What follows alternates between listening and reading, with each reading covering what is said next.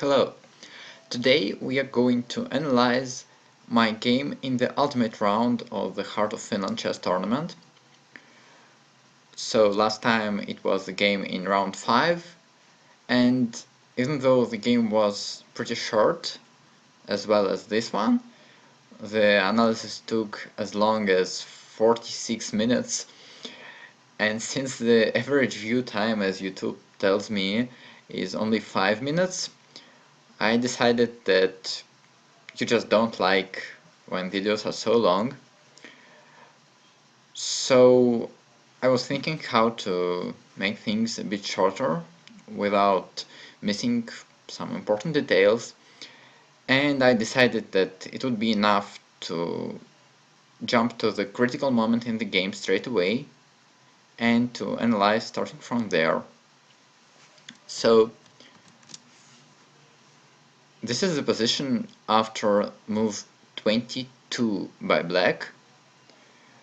The move was queen from g4 to f5, and once while you're getting familiar with this position, let me just tell you a few words about the current tournament situation. So this is the last round, round 9. I have 5 points out of 8 with 5 victories and 3 losses. And since my rating at the moment of this tournament was a bit below 2000, I was in the low rating group, and therefore I was one of the candidates for the prize, which was supposed to be given for the person with the best performance among those whose rating is under 2000. But the problem was that after round 8 there was 3 persons, including me, with inside this rating group with this score. So I had to win in the last round, and even that will not guarantee me the rating prize.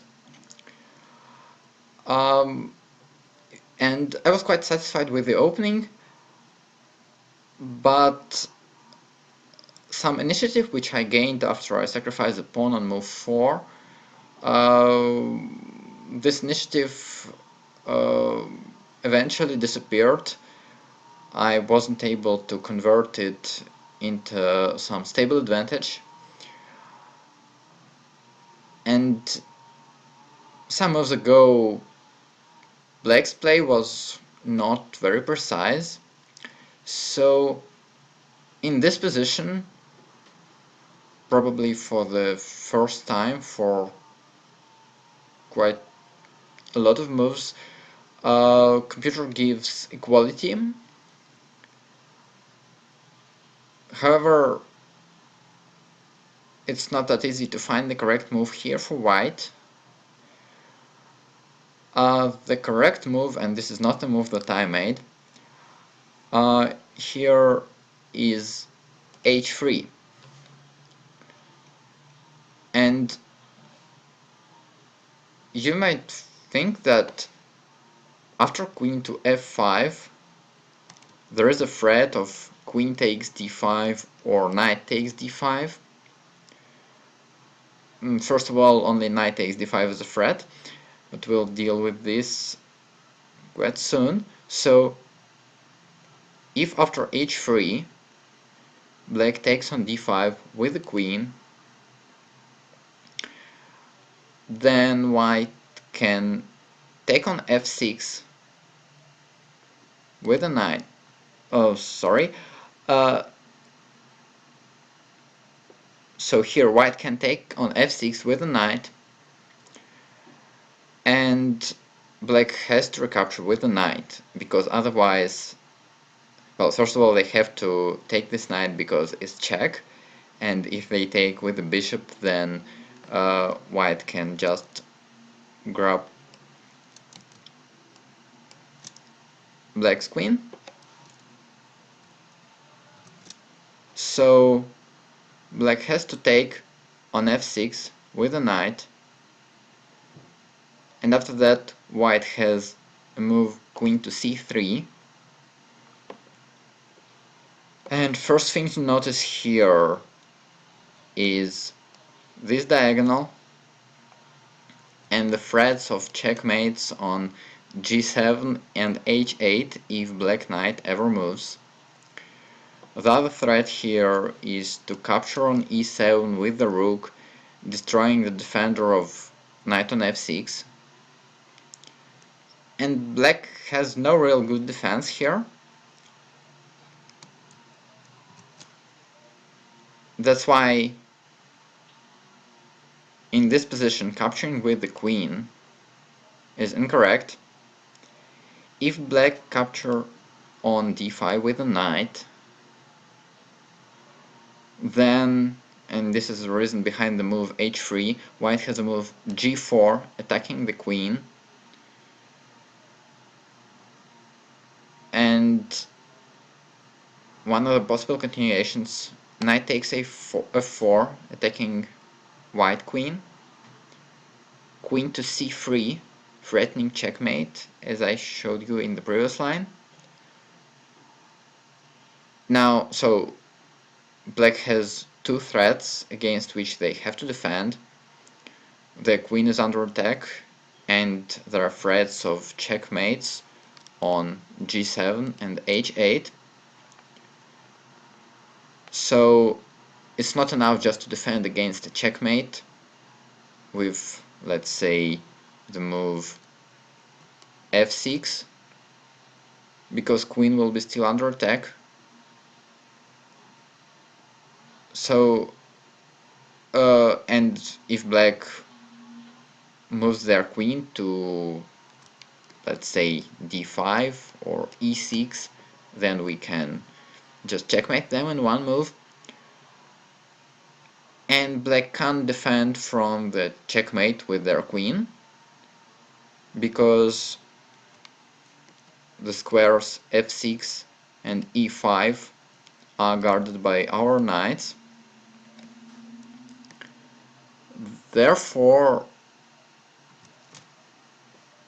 the only way here for black to continue fighting is to play bishop f6, attacking our queen, but after knight takes f6, since black's queen is still under attack, they have to capture this knight with the queen.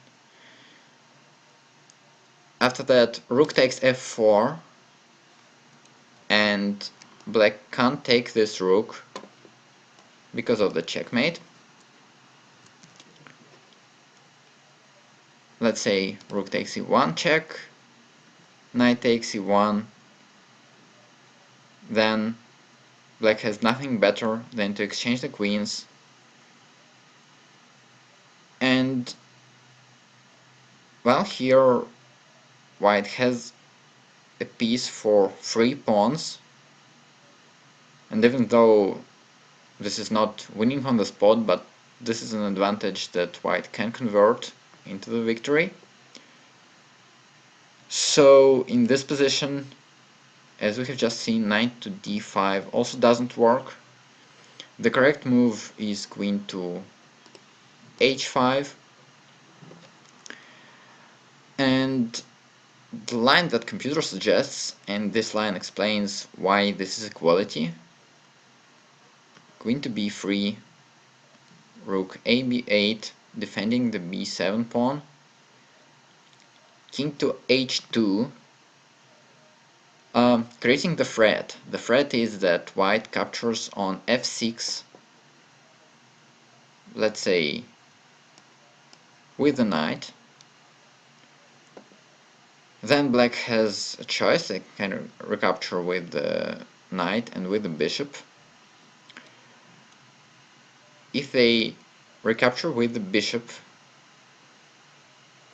so bishop takes f6, then white plays g4 with the idea that after the only move by black's queen, queen to h6, white has g5, and this is a double attack on the queen and on the bishop. However, if black takes on f6 with the knight, then g4 straight away is impossible, because knight will capture this pawn. It is not defended by pawn on h3 because it's pinned by the queen. So, but white has bishop takes f6, and again after bishop takes on f6 we have g4, g5, winning the piece.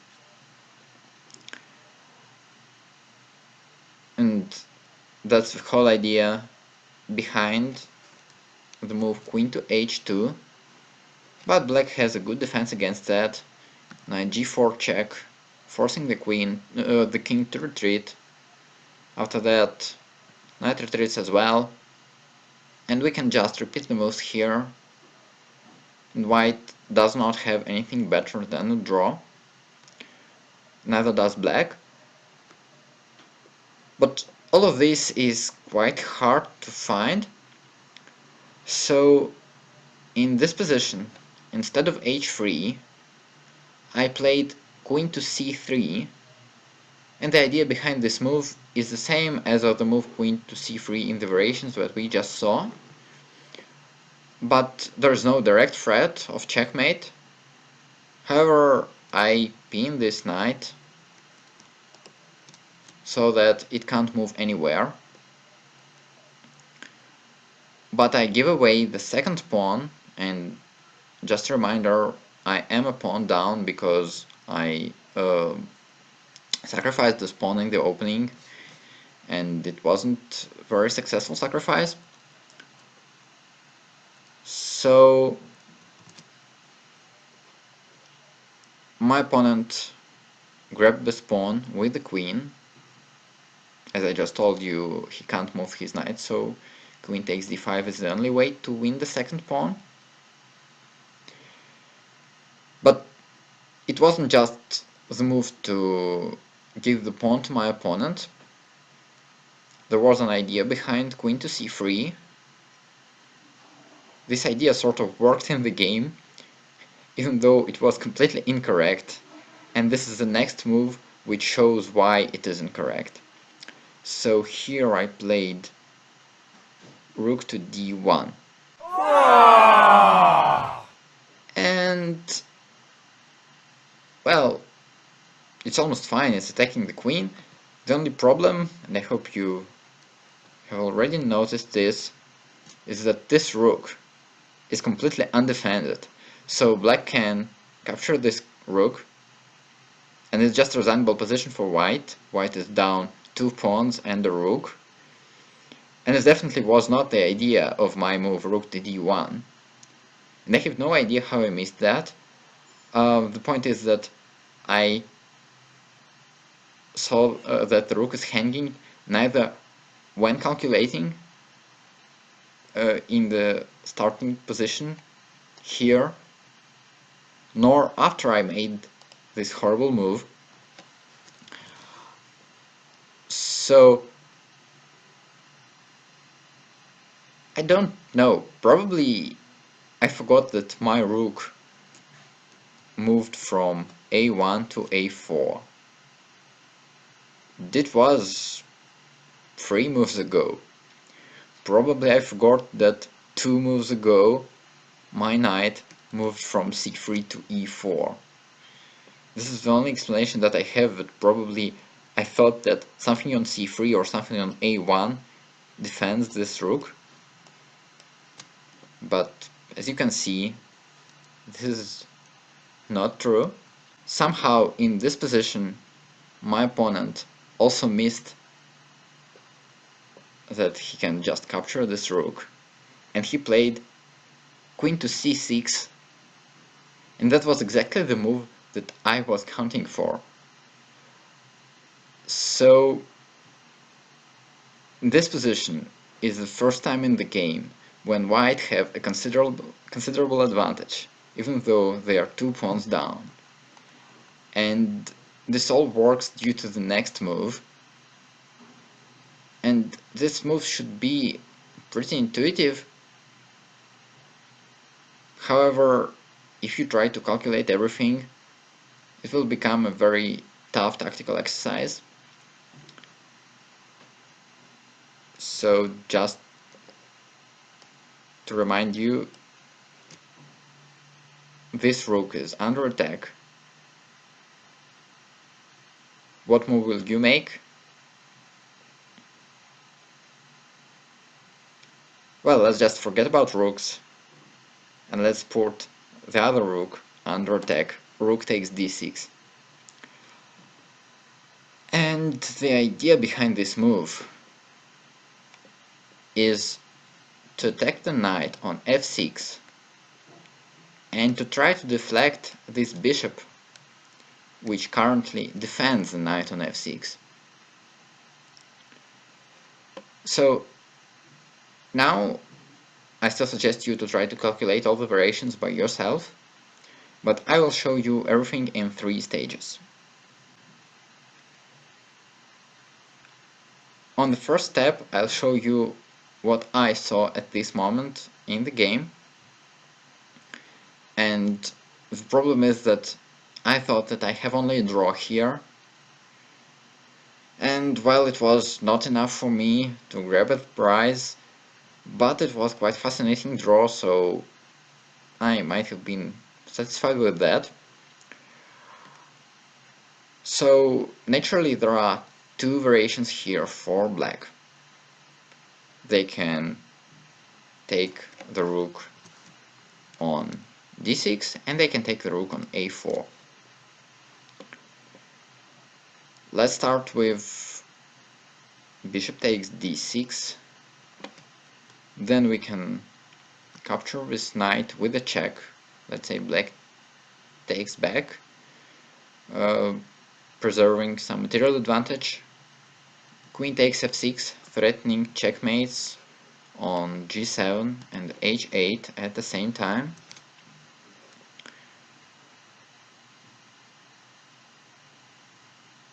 King to f8 is an attempt to save that king somehow, so there is no direct checkmate here. I was calculating some rook a1 move, so that after we check black's king and the king retreats to e7, I have rook to e1 check. And black has nothing better than to give away their bishop, and the point behind this move is that this move forces us to exchange the queens. But after queen takes, pawn takes, bishop takes black's bishop, we have 2 pieces for the rook and the pawn. Black's pawn structure is ugly. We have the pawn on a5, which is quite far advanced.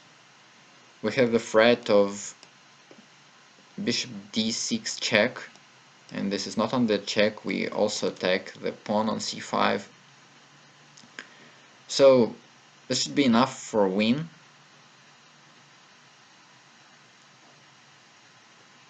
So this was the good variation. However, in this position, black can take the other rook, and I thought that the following variation should happen. Rook takes f6. Now bishop takes, attacking the queen. Knight takes bishop, knight takes, queen takes. So again, there is a threat of checkmate on g7 and h8. The only way to try to save the game for black is to play king to f8. And here I was calculating move knight to e5. Now, first of all, the threat is to take on f7 with the queen, and this is a checkmate. And the only defense of this square, well, actually black does not have any defense. let's look at their options. So first of all, in this position they can play rook to e7. Can you spot why is it wrong? Queen to h8 is a checkmate in 1. Another alternative for black here is queen to a2, and it's funny to see that this is the only square from which the queen can defend the f7 pawn, but white can checkmate black in 2 moves here. Can you see how? Knight to d7 check, forcing the black king to move to g8, and now there are 2 squares from which we can checkmate black's king. For example, queen to g7 is a checkmate. So in this position the correct way for black to play is rook takes e5,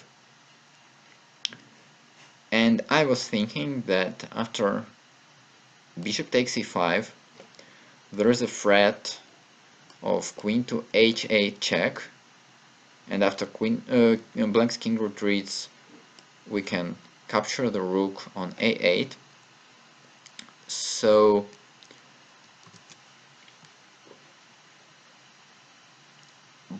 I thought that black has to play rook to e8 here, and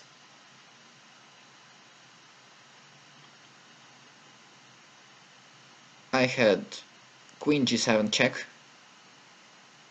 After the only black's move, king to e7, queen to f6 check, and now if king retreats back to f8, this is a repetition, this is a draw, and I did not see anything better for me here. There isn't actually anything better. And if here black's king tries to escape via d7 square, there is checkmate into queen d6 check, queen to c8, queen c7 is a checkmate. So coming back a few moves,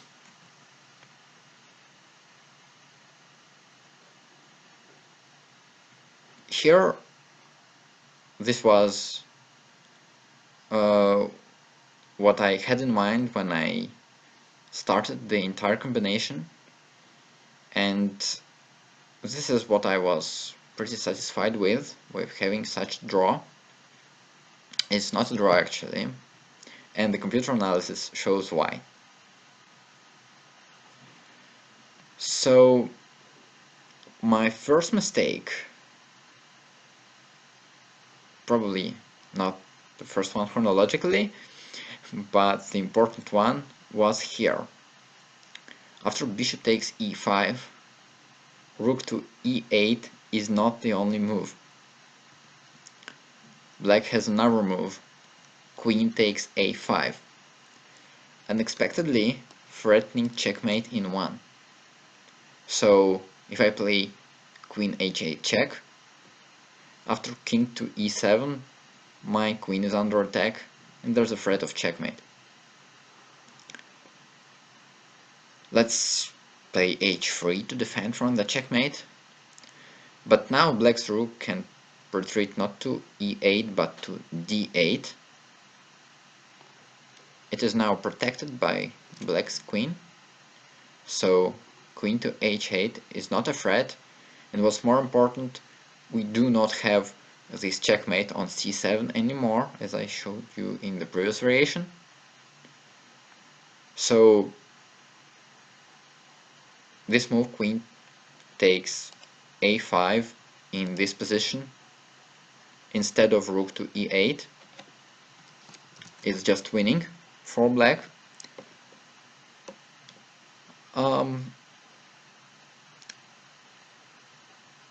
But this doesn't mean that this is a bad variation for me, because in this position, instead of knight to e5, I should have considered knight to g5.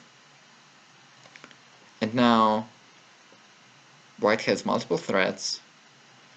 The first threat, as in the previous variation, is queen takes f7, checkmate. The other threat is knight takes h7, and after black's king moves to g8, this is the only move in this position, there is a checkmate on g7 or on h8, you can choose, as well as in the previous variations. And I'm not sure why I missed that. Probably I was afraid of rook e1 check, but the point is that after the only move, king to f2, king now attacks black's rook, black doesn't have a check, and if queen takes c2 check, king takes on e1, and there is no checkmate threat.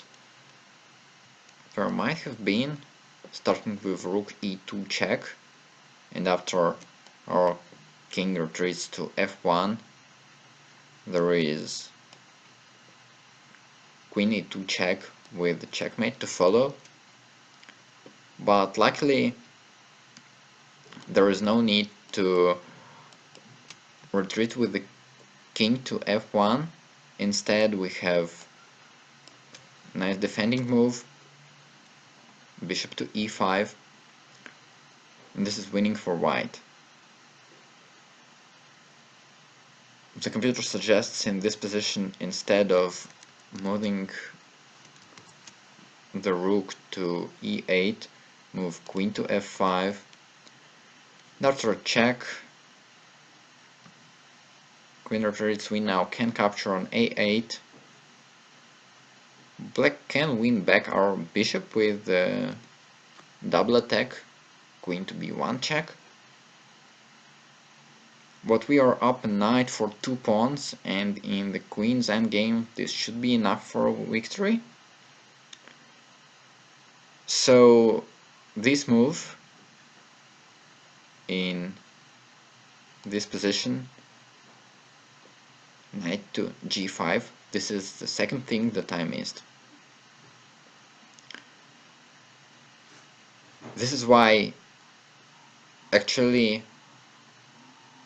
black does not have any real defense after rook takes d6 in this position.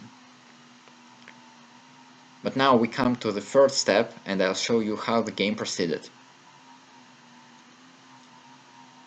My opponent took on a4, I captured with the rook, and here, instead of taking on f6 with the bishop or with the knight, my opponent made a horrible blunder. Queen takes e4. And this is losing straight away, and since, as I told you before, I did not see that I can win in this variation, I was just so happy to see this move on the board. White to move and to checkmate black in 2, and this is the last exercise for today's video. Okay, so I hope that you paused the video and found the correct way to checkmate black. The first move is rook takes g6 check, and while in the game black resigned here,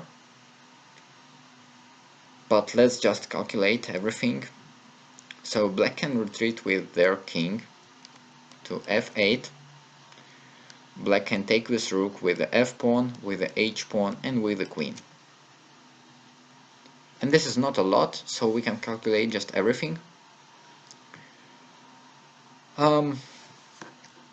Let's start with queen to f8. After this move, we can checkmate with our queen on either g7 or h8. If black takes our rook with the h-pawn, we have queen g7 checkmate and queen h8 checkmate as well.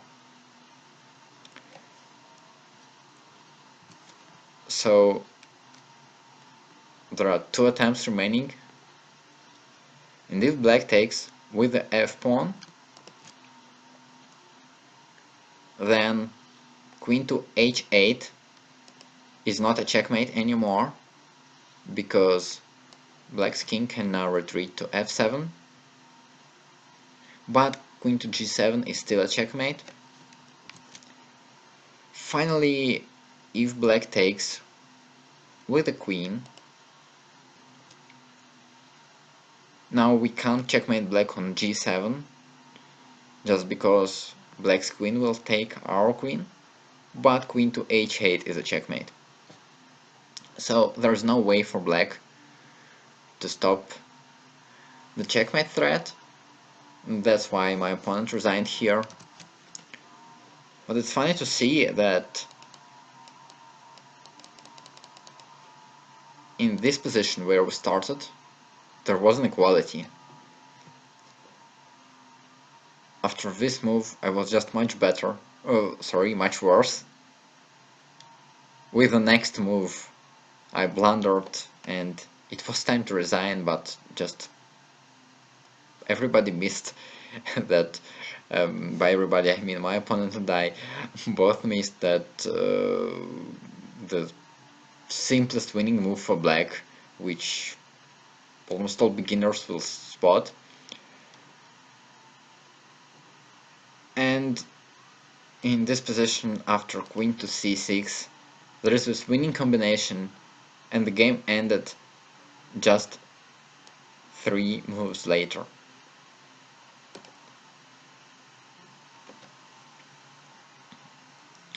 So this was probably the most dramatic game of this tournament, because of this importance for me, because of this blunder, and the first time when I realized that I was so close to losing was when I came back to the hotel, opened computer analysis on chess24, and I just didn't look at anything except for computer analysis, and not even computer analysis, but just computer estimation, assessment of the position.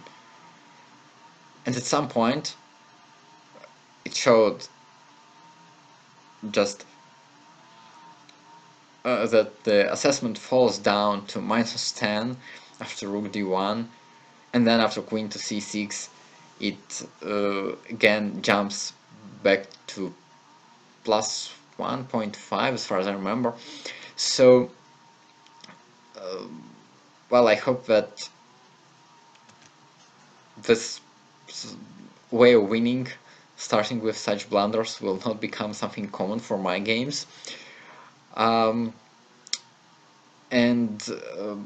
I feel quite lucky that I didn't notice after making this blunder that this is a losing move, because I would probably be so upset after that I wouldn't calculate properly, and probably that I would even miss rook takes g6 with the checkmate to follow. Okay, so it's almost 15 minutes short of this time. Thanks for watching, and I hope that you watched up until this moment. Share your thoughts in the comments, and I'll see you in the next videos. Bye.